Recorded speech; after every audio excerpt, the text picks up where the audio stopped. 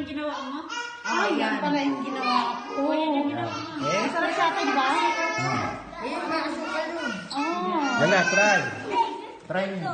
Pero gusto ko yung malambot. Yung ingredients lang ba? Ito yun. Malambot din siya ate yung Malambot siya. matigas, no? Malambot.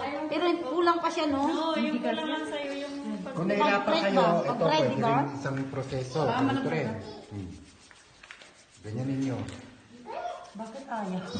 Hindi, ganito yun na lang. Ayan, o. Okay? Oh. Ihiniran ninyo ha. Ah. Para alam natin pagkakasunod-sunod. Sige na, inabang mo pa. Ay, ito po. Parang kasi ito bininawa na. Mali yung akin. Ganyan.